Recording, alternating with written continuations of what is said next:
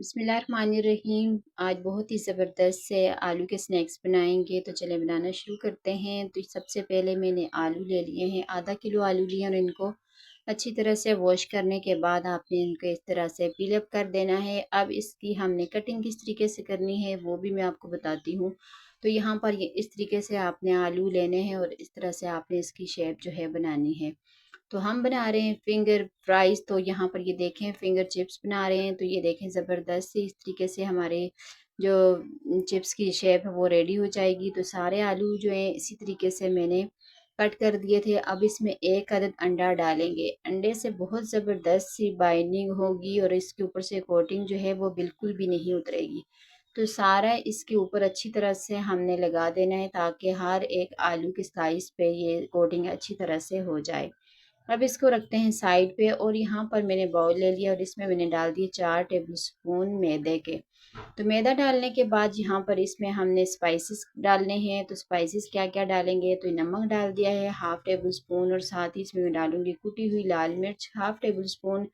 और साथ ही यहाँ पर मैं इसमें कुटी हुई लाल मिर्ची थोड़ी सी और ऐड कर दी है, मुझे कम लग रही थी तो इसलिए मैंने, आप कम या ज़्यादा कर सकते हैं। काली मिर्च डाली है मैंने हाफ टी स्पून। ज़ीरा डाल देंगे हाफ टी स्पून। और यहाँ पर ये देखें, यहाँ पर आप हल्दी पाउडर भी चुटकी एक डाल सकते हैं और थोड़ा सा आप चुटकी एक यहाँ पर अगर चाहें तो फूड कलर भी डाल सकते हैं। तो यहाँ पर अब हमने ये मसाला जो रेडी किया है ना, तो वो उठाकर इस तरीके से आपने आलू के स्लाइसिस पे सारे के ऊपर लगा देना है।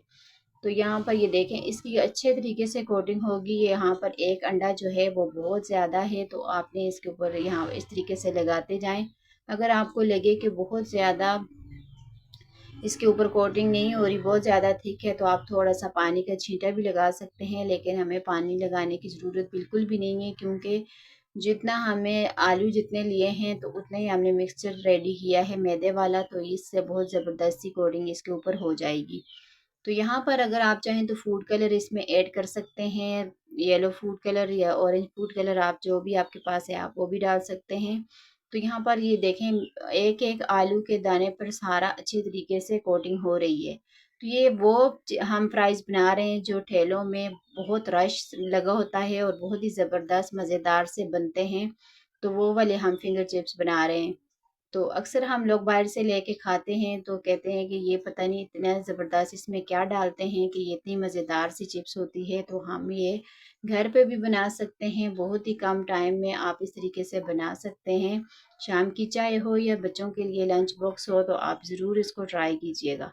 तो यहाँ पर ऑयल रख दिए है चूल्हे पे, अच्छे तरीके से गर्म होगा तो फिर इसमें हम ऐड करेंगे। तो यहाँ पर बहुत अच्छी तरह से गर्म हो चुका था ऑयल और इसमें मैंने थोड़ा सा येलो फूड कलर भी डाल दिया था। आप कहते होंगे कि ये कलर क्यों ऐसा है, तो मैंने इसमें थोड़ा सा कलर डाल दिया था जो मुझसे स्किप हो गया था। तो आपने भी अगर डालना चाहें ना तो आप भी डाल सकते हैं, नहीं तो ऑप्शनल है, स्किप कर दें कोई मसला नहीं है।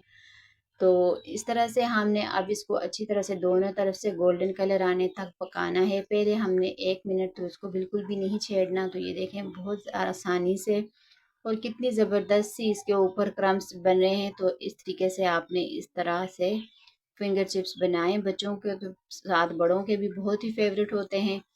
तो यहाँ पर ये रेडी हो गए, 2 से 3 मिनट लगे हैं तो फिंगर चिप्स हमारे रेडी हैं। तो ये देखें जी ज़बरदस्त सी लोग गरम गरम फ्राइज़ ज़रूर ट्राई कीजिएगा। अल्लाह हाफिज़।